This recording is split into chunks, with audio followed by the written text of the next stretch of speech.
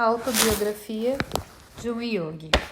Esse livro é simplesmente fantástico, do Paramahansa Yogananda. Eu sou Eliane Ciprim e juntos vamos ler. Capítulo 1. Meus pais e minha infância. A procura das verdades supremas e o relacionamento do discípulo com o guru tem sido há muito uma característica da cultura indiana. Conduziu-me o meu próprio caminho a um sábio semelhante a Cristo, cuja formosa vida fora cinzelada para a eternidade. Ele foi um dos grandes mestres que constituem a única riqueza que restou na Índia. Surgindo de geração em geração, protegeram seu país, impedindo-o de ter o mesmo destino da Babilônia e do Egito.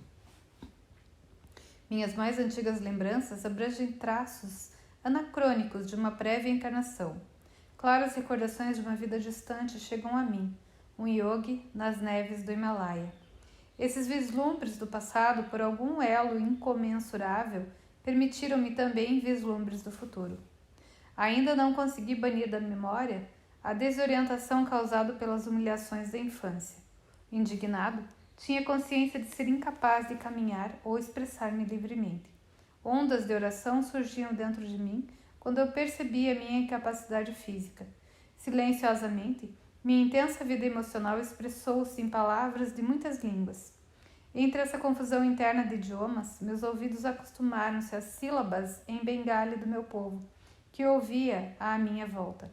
O alcance da mente de uma criança que os adultos consideram limitada aos brinquedos e dedos do pé é surpreendente. O tumulto psicológico e um corpo que não respondia provocavam em mim muitas crises obstinadas de choro. Lembro-me da perplexidade que meu desespero causava em toda a família. Recordações mais felizes também me chegam à mente em grande número. As carícias da minha mãe, as primeiras tentativas de balbuciar frases e meus passos cambaleantes. Esses triunfos precoces, em geral logo esquecidos, são, contudo, uma maneira natural de adquirir-se confiança em si mesmo. O longo alcance das minhas recordações não é algo excepcional. Sabemos de muitos yogis que conservaram, sem interrupção, a consciência de si mesmos durante a dramática transição da vida para a morte e da morte para a vida. Caso o homem fosse apenas um corpo, perdê-lo poria fim à sua identidade. Mas, se os profetas, no decurso de milênios, falaram a verdade, a natureza do homem é essencialmente incorpórea. O núcleo arraigado do ego humano está apenas temporariamente associado à percepção dos sentidos. Embora difíceis, lembranças nítidas da infância não são incomuns.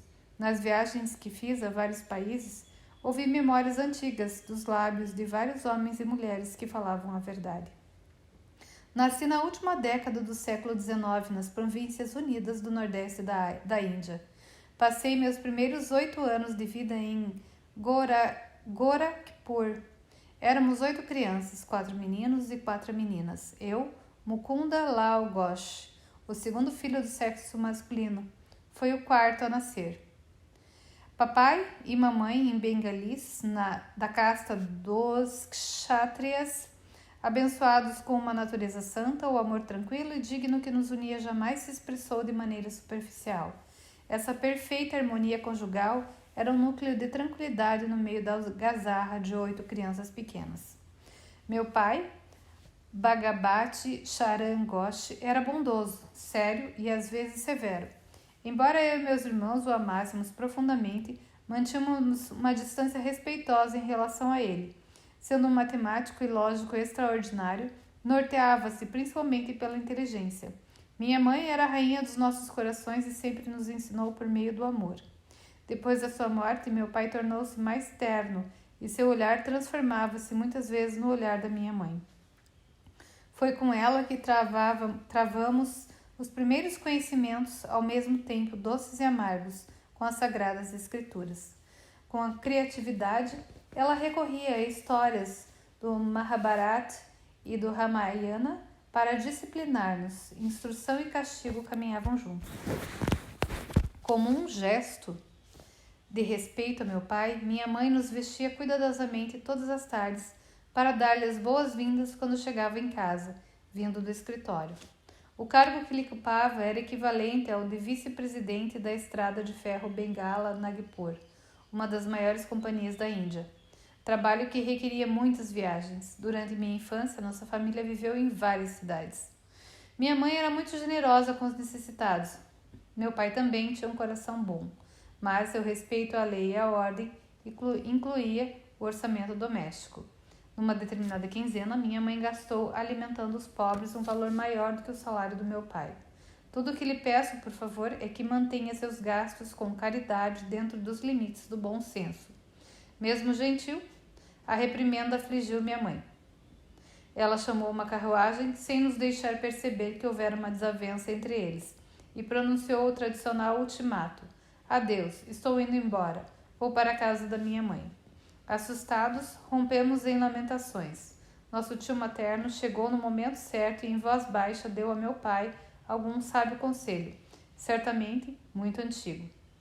Depois que meu pai lhe disse algumas palavras de conciliação, minha mãe infelizmente dispensou a carruagem.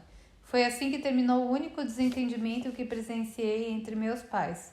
Lembro-me, porém, de uma discussão típica entre eles. Por favor, dê-me 10 rúpias para uma mulher pobre que acaba de chegar à nossa casa. O sorriso da minha mãe era muito persuasivo. Por que 10 rúpias? Uma basta. Meu pai justificou-se. Quando meus pais e avós morreram inesperadamente, experimentei pela primeira vez o gosto da pobreza.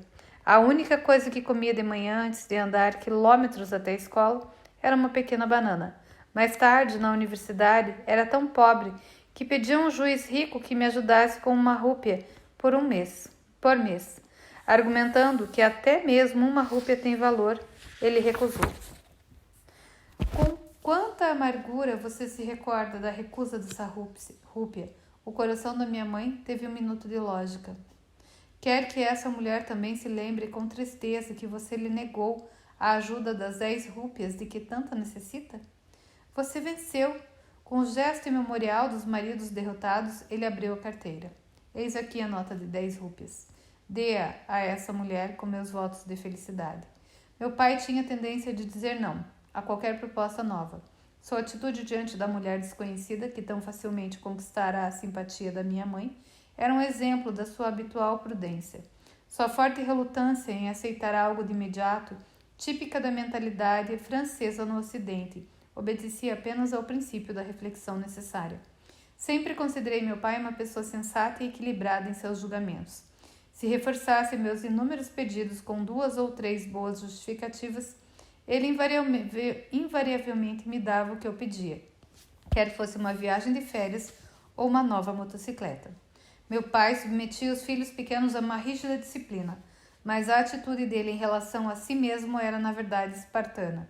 Nunca foi ao teatro e dedicava suas horas de lazer a várias práticas espirituais e à leitura do Bhagavad Gita. Evitava qualquer luxo e usava o mesmo velho par de sapatos até que se acabassem. Seus filhos compraram automóveis assim que seu uso se popularizou, mas meu pai sempre se contentou em ir a pé, ir para o escritório todos os dias de bonde. Acumular dinheiro em nome do poder era alheio à sua natureza. Certa vez, depois de estruturar o Urban Bank na cidade de Calcutá, recusou ser remunerado por isso e não ficou com nenhuma ação do banco. Ele quis simplesmente executar um dever cívico em suas horas livres.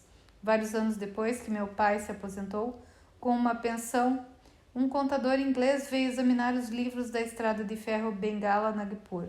O espantado auditor descobriu que meu pai jamais havia requerido os bônus a que tinha direito. Ele fez o trabalho de 3 homens, informou o contador à companhia. Há um crédito a seu favor de 125 mil rúpias, mais ou menos 41.250 dólares, que lhes são devidas em remunerações atrasadas. Os procuradores da companhia entregaram a meu pai um cheque nesse valor. Ele deu tão pouca importância ao ocorrido que esqueceu de mencioná-lo à família. Muito tempo depois, Vishnu, meu irmão mais moço, notou que havia um grande depósito no extrato do banco e foi falar com meu pai. Por que deveria me entusiasmar com um ganho material? Respondeu papai. Aquele que busca alcançar o equilíbrio da mente não se alvoroça com o lucro, nem se lastima com o prejuízo. Ele sabe que o homem chega sem vintém a este mundo e dele parte sem levar uma única rúpia. No começo da vida de casados, meus pais se tornaram discípulos de um grande mestre, Lahiri Mahasaya de Benares. Essa ligação fortaleceu o temperamento naturalmente contemplativo do meu pai. Minha mãe disse que uma coisa surpreendente é Roma, minha irmã mais velha. Seu pai e eu nos unimos como marido e mulher apenas uma vez por ano com o propósito de ter filhos. Foi por intermédio de Abinash Babu, funcionário do escritório da estrada de ferro Bengal Nagpur, em Gorakhpur, que meu pai ouviu falar de Lahiri Mahasaya pela primeira vez. Abinash revelou a meus jovens ouvidos histórias maravilhosas de muitos santos indianos. Invariavelmente finalizava prestando uma homenagem às glórias sublimes do seu próprio guru. Você nunca soube das extraordinárias circunstâncias em que o seu pai se tornou discípulo de Lahiri Mahasaya? Perguntou. Era uma tranquila tarde de verão. Abinash e eu estávamos sentados no alpendre da nossa casa quando ele fez essa pergunta que despertou minha curiosidade. Sacudi a cabeça negativamente e sorri perante a expectativa de ouvir o seu relato. E a gente vai continuar esse relato em cenas dos próximos capítulos, porque é uma história muito linda.